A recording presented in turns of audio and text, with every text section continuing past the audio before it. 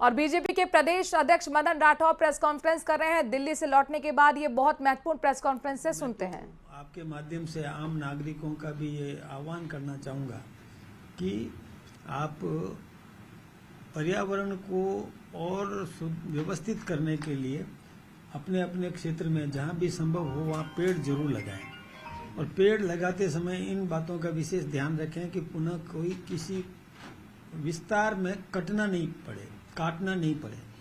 इस बात का विशेष ध्यान रख करके और पेड़ जरूर लगाएं। ये हमारा एक अभियान है।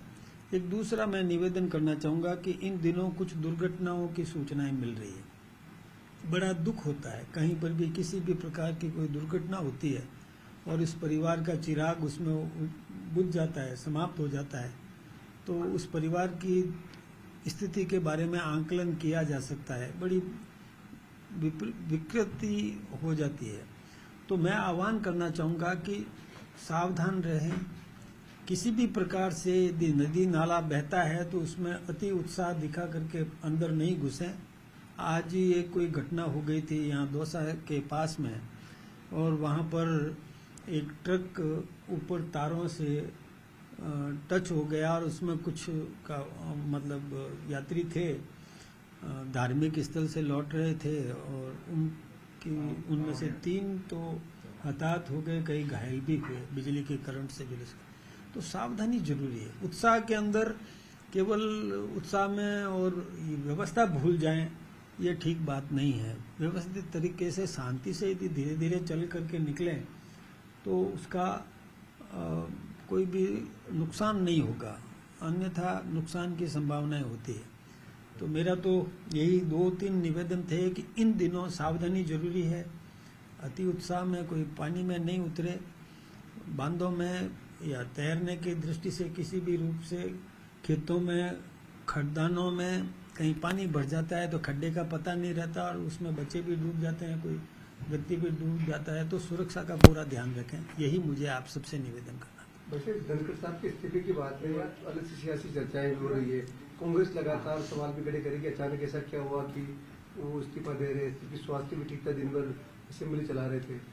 आज सुबह अशोक इसमें जोड़ देता हूँ, अशोक गहलोत जी का सुबह बयान आया है। उन्होंने ये कहा है कि मैं ये बताता हूँ कि उनका स्वास्थ्य तो बिल्कुल ठीक है, लेकिन ऊपर के दबाव से उनको इस्तीफा देना पड़ा है। देखिए, गहलोत साहब न तो डॉक्टर है उनके, न निजी डॉक्टर है उनके, और गहलोत साहब को ऐसी बात नहीं कहना चाहिए। जो व्यक्ति खुद देखिए बड़े पद पर, उच्च पद पर आसीन मतलब व्यक्ति, वो खुद अपने अस्वस्थता का कारण बताते हुए सम्मानजनक तरीके से अपना त्याग पत्र देते हैं, तो उस पर अविश्वास कतई नहीं किया जाना चाहिए।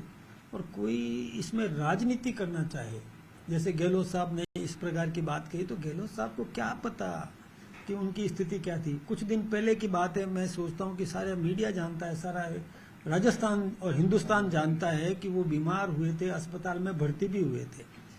और यही नहीं, एक बार तो वो भाषण देते देते उनको बैठना भी पड़ा था। ये सारी स्थितियां सामने हैं। तो पहला सुख निरोगी काया, और आप चाहो तो मैं 7 सुख आपको गिना दूं। पहला सुख निरोगी काया, दूजा सुख है घर में माया, तीजा सुख है सुलक्षणा नारी, पत्नी सुलक्षणा हो, चौथा सुख है पुत्र आज्ञाकारी, 5वां सुख है पड़ोसी अच्छा, छठा सुख है राज में पासा, हस्तक्षेप राज में, और 7वां सुख है संतों का वासा। तो 7 सुख में सबसे बड़ा सुख है पहला सुख निरोगी काया। तो स्वस्थता के देखिए, कोई व्यक्ति यदि अस्वस्थ रहेगा तो कोई राजनीति करना जरूरी नहीं है, और स्वस्थ होने के बाद में फिर से राजनीति करेंगे, क्या तकलीफ है, कोई चिंता की बात नहीं। मैं एक आपको बताऊं कि मैं हाउस में था, हंगामा कांग्रेस कर रही थी, वो 11:45 तक वो सदन पर बैठे रहे, हाउस चलाया, संघर्ष करते करते हाउस चलाया। एकाएक उनको ऐसा लगा, कोई अस्वस्थता का उनको एहसास हुआ, तो उन्होंने 11:45 पर 12 बजे तक के लिए हाउस एडजॉर्न किया, स्थगित किया 15 मिनट के लिए। तो हमको भी लगा कि 15 मिनट के लिए एडजॉर्न क्यों किया। वो अंदर गए, 12 बजे जब वापस हाउस ज्वाइन हुआ तो उस समय उपसभापति जी थे, वो आए नहीं, है ना। अस्वस्थता ही कारण होगी। जब हाउस चल रहा है, हाउस चला रहे हैं, हाउस में बैठे हैं, बैठे बैठे एकाएक उनको एहसास हो गया, क्योंकि संघर्ष तो चल ही रहा था। संघर्ष यानी कांग्रेस हंगामा कर रही थी, हम विषय पे बोल रहे थे, हमारे और कुछ लोग विषय पे चर्चा कर रहे थे, कुछ क्वेश्चंस थे। 0 आवर चल रहा था। 0 आवर में व्यक्ति अपने अपने क्षेत्र की कोई बात रखता है। उस 0 आवर में वो नाम पुकारते जाते थे, लोग बोलते जाते थे। एकाएक 11:45 पर उनको एहसास हुआ होगा और हाउस एडजॉर्न किया, स्थगित किया। स्थगित करके वो चैम्बर में गए। उसके बाद 15 मिनट बाद में जब हाउस ज्वाइन हुआ तो उपसभापति जी चेयर पे थे, वो चेयर पे नहीं आए। तो यानी वहां क्या हो गया, हाउस जब चल रहा था 45 मिनट तक हाउस चलाया उन्होंने, इसलिए ऐसी कोई बात हुई भी नहीं, कोई चर्चा हुई हो, बहुत मस्ती से चल रहा था, आराम से हाउस चल रहा था। एकाएक उनको तबीयत खराब हुई, उनको लगा, संघर्ष तो कर ही रहे थे ना कि आप बैठ जाइए, आप मत करिए, वो करिए, एक्सरसाइज तो वो सब चलती है उस समय। तो उस समय उनको एहसास हुआ। इसमें कोई राजनीति नहीं करना चाहिए और किसी का चरित्र हनन भी नहीं करना चाहिए। बिल्कुल शुद्ध दृष्टिकोण से उनके इस्तीफे को पढ़ लेना चाहिए।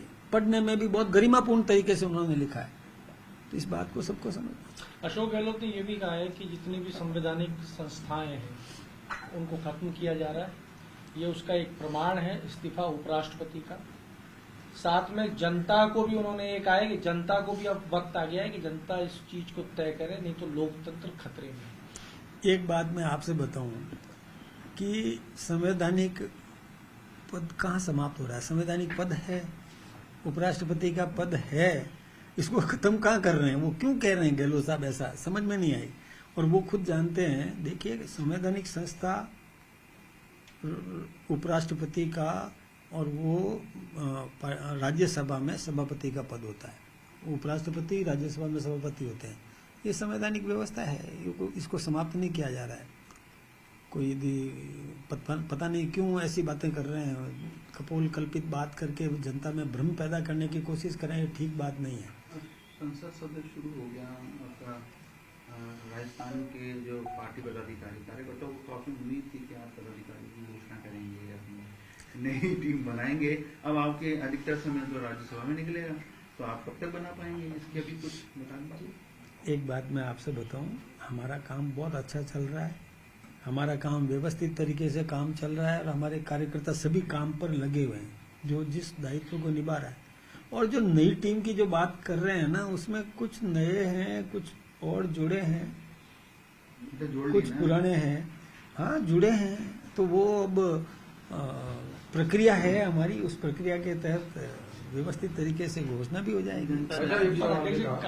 एक सवाल ये था, क्रिया की प्रतिक्रिया होती है। जब उपराष्ट्रपति का इस्तीफा हुआ तो इसका सीधा असर राजस्थान की राजनीति पे भी देखा जा रहा है और खासतौर से बीजेपी को लेकर, जाटों की राजनीति को लेकर देता है।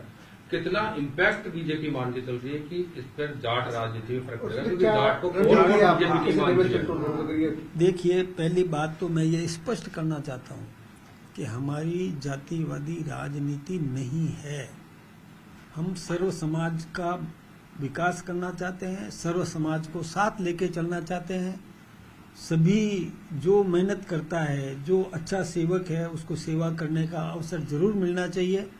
इसमें कहीं कोई जाति के हिसाब से नहीं चयन होता है कि इस जाति का व्यक्ति सेवा नहीं भी करता है, फिर भी क्योंकि जाति का है इसलिए लेना है, ऐसा कुछ भी नहीं होता। जो सेवक है, जो जनता की सेवा करना चाहता है, उसको महत्व मिलेगा और सर्व समाज को महत्व मिलेगा। सभी जातियों का पूरा आदर है, सभी जातियों का हम पूरा सम्मान करते हैं, सभी धर्मों का हम पूरा सम्मान करते हैं, सभी संप्रदायों का हम पूरा सम्मान करते हैं, किसी के साथ भेदभाव कतई नहीं करते। इसलिए राजनीति में यही आदर्श सबको निभाना चाहिए। मैं अन्य पार्टियों से भी निवेदन करना चाहूँगा, वो पार्टियां भी कृपा करके जाति भेद पैदा नहीं करे, वर्ग भेद पैदा नहीं करे, ये कोई क्षेत्रवाद पैदा नहीं करे, क्षेत्र के संघर्ष करने की कोई